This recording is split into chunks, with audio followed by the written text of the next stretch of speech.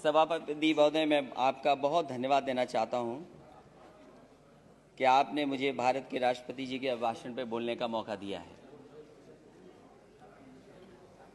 मुझसे पहले इस देश के बहुत ही सीनियर नेता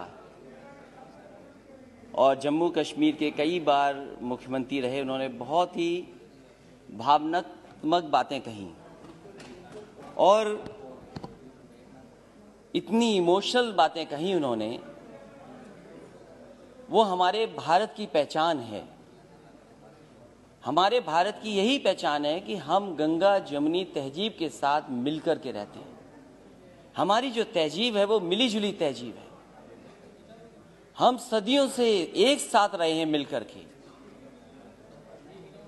ये हमारे भारत की पहचान है और अगर इससे किसी को खतरा पैदा होता है या इसको कोई तोड़ने का काम करता है, वो राजनीतिक लाभ लेने के लिए तोड़ने का काम करता है।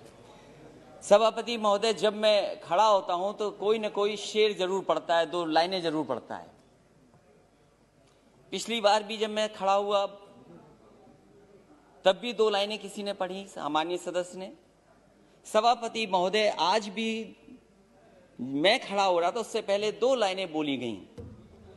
मैं उन 2 लाइनों के आगे अपनी 2 लाइनें जोड़ देता हूं और वही देश की राजनीति है। वही रास्ता जो आज सत्ता में लोग हैं उन्होंने अपनाया हुआ है। मैं उनके साथ अपनी 2 लाइनें जोड़ता हूं कि जब तक पिछला कर्तव्य लोग समझ पाए, जब तक पिछला कर्तव्य लोग समझ पाए, एक तमाशा और खड़ा कर देता हूं।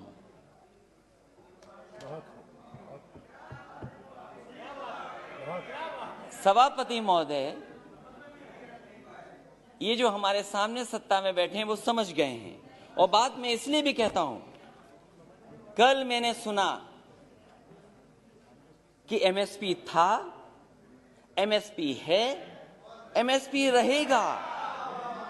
ये केवल भाषण में है, जमीन पर नहीं है, किसान को नहीं मिल रहा। और अगर किसान को मिल रहा होता सभापति महोदय तो दिल्ली घेर करके किसान ऐसे नहीं बैठता। और ये जो किसान बैठे हैं, मैं उनको बधाई देता हूं।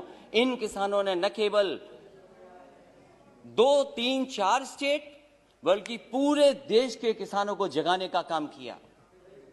मैं जिस प्रदेश से आता हूं सभापति महोदय, मैं इनसे जानना चाहता हूं कि उस प्रदेश की जनता ने 2 बार इनकी सरकार बनवाई है। 2014 में भी समर्थन मिला जनता का, 2019 में भी समर्थन मिला। मैं इनसे जानना चाहता हूं कि राष्ट्रपति अभिभाषण बोल रहे हैं, क्या जिस डिस्ट्रिक्ट से महामहिम राष्ट्रपति जी आते हैं, क्या उस डिस्ट्रिक्ट में एमएसपी किसानों को मिला है धान का कि नहीं मिला है? और जो लोग जो ये कह रहे हैं कि एमएसपी था, एमएसपी है, एमएसपी रहेगा, मैं उनसे जानना चाहता हूं, माननीय सदस्यों से पूछना चाहता हूं कि बताएं जहां से वो चुन करके आते हैं उस जिले में किसानों को धान का एमएसपी मिला है कि नहीं मिला है। इनके बोलने से मिल गया, लेकिन मुझे खुशी है सभापति महोदय, ये जो बोल रहे हैं, ये जो बोल रहे हैं, ये देश सुन रहा है, किसान देख रहा है। जहां के राष्ट्रपति महोदय हैं उसके बगल का क्षेत्र हमारा है। न एमएसपी धान का मिला, न एमएसपी मक्के का मिला। और मैं तो कहता हूं माननीय सदस्यों से, आप तो सपना ये देख रहे हो, न जाने कितने साल सरकार में रहोगे, कितना बड़ा सपना देख रहे हो आप। और क्या आप जिनके नेतृत्व में चुनाव लड़ रहे हैं उनको सत्य नहीं बताना चाहते?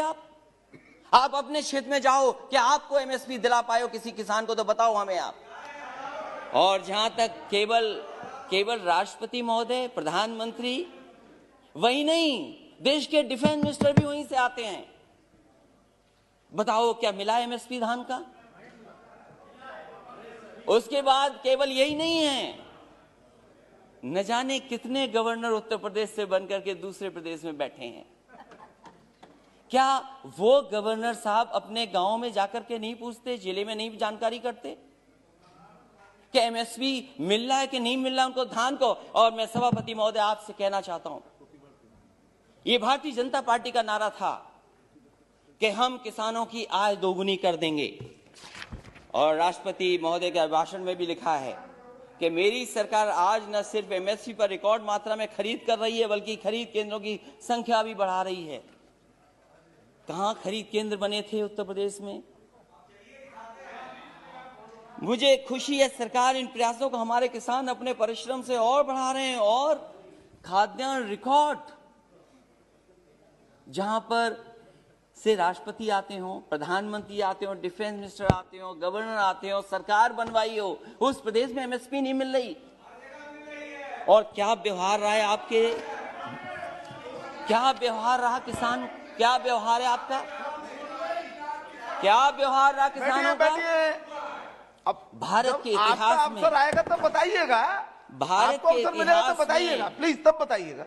भारत के इतिहास में ऐसा व्यवहार किसानों के साथ कभी नहीं हुआ हुआ सभापति महोदय। क्या क्या नहीं कहा गया किसान लोगों को, क्या नहीं कहा गया, अपमानित किया गया, और वो दिल्ली आकर के अपनी बात ना कर दें। प्लीज माननीय मंत्री जी कुछ कहना चाहते हैं जी। सर, मुझे एक बहुत विनम्र आग्रह करना है आपके विचारार्थ।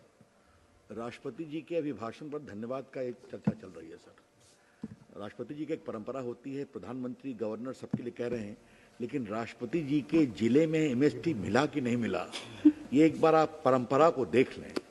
इस तरह का संदर्भ मेरे 20 साल के संसदीय अनुभव में नहीं होता है।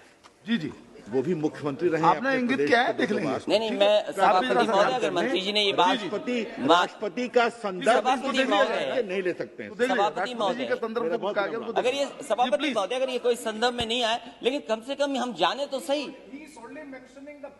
ओके ओके, देख लेंगे, ओके ओके, देख लेंगे लिखा है। और प्लीज कंटिन्यू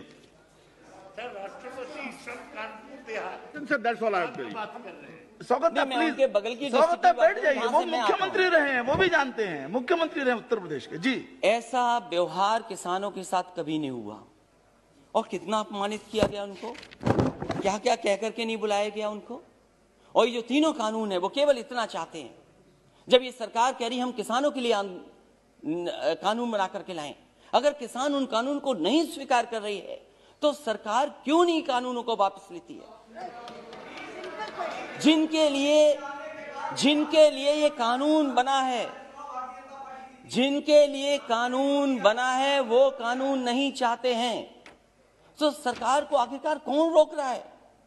और क्या ये आरोप ठीक नहीं है कि कॉर्पोरेट घराने को लिए आपने कारपेट बिछा करके इन कानूनों को लाने का काम किया? आपने, आप जनता से चुनकर के आते हैं, जनप्रतिनिधि बन रहे हैं, लेकिन लगता है यहां पर है सदन में बैठ करके आप धन प्रतिनिधि बन करके आए हैं।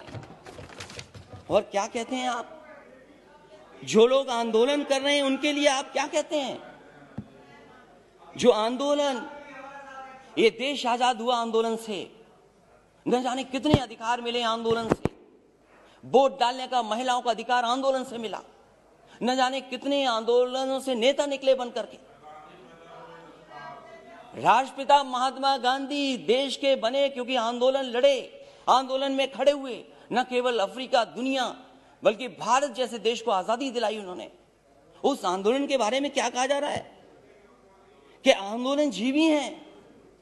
मैं उनको क्या कहूं, मैं उन लोगों को क्या कहूं जो लगातार चंदा लेने निकल जाते हैं? क्या वो चंदा जीवी संगठन के लोग नहीं हैं? अगर वो हो सकते हैं जिनको आप आंदोलन जीवी बोल रहे हैं, तो आप भी तो चंदा लेने के लिए निकल पड़ते हैं, जब कहीं तब निकल जाते हैं आप। क्या आप चंदा जीवी नहीं है? और फिर आप कहते हो कि मंडी मॉडर्नाइज करेंगे, मंडी मॉडर्नाइज करेंगे, मंडी मॉडर्नाइज। अब बोलते रहिए आप। मैं सभापति महोदय मैं कहना चाहता हूं, मैंने पढ़ा कि हम मंडी को मॉडर्नाइज करेंगे, इंफ्रास्ट्रक्चर बनाएंगे। देश में सबसे बेहतरीन अगर एक्सप्रेस वे कहीं बना तो उत्तर प्रदेश में समाजवादी सरकार ने बनाया। और मैंने हमेशा कहा ये शहरों को जोड़ने के साथ साथ गांवों को जोड़ता है। जहां शहरों की अर्थव्यवस्था को बेहतर करेगा, वहीं गांव की अर्थव्यवस्था को भी बेहतर बनाएगा। इसलिए उसके आसपास मैंने मंडियां बनाई, मैंने आलू की मंडी बनाई, कन्नौज, फर्रुखाबाद, कानपुर देहात के आसपास के लोगों के लिए, एक मैनपुरी, इटावा और आसपास के लोगों के लिए अनाज की मंडी बनाई। अरे बाबा रामदेव जी से बहुत योगा सीखते हैं ये लोग, उन्हें भी मैंने 500 एकड़ जमीन दी एक मंडी बनाने के लिए, आम की मंडी बनाई। मैं इनसे जानना चाहता हूं, लाखों करोड़ों रुपए इन्होंने मंडियों के इंफ्रास्ट्रक्चर के लिए दिए थे, वो पैसा कहां चला गया? जितनी ईंट लगाई थी समाजवादी सरकार में, उससे आगे मंडियां नहीं बढ़ पाई, वहीं का वहीं काम रुका हुआ है। और फिर अभी प्रधानमंत्री जी गए थे, हमारा प्रदेश तो बहुत अच्छा प्रदेश है, अगर बड़ी चीज दिल्ली से बिके तो हमारे मुख्यमंत्री छोटी चीजें बेच देते हैं। समाजवादी सरकार में बना समाजवादी पूर्वांचल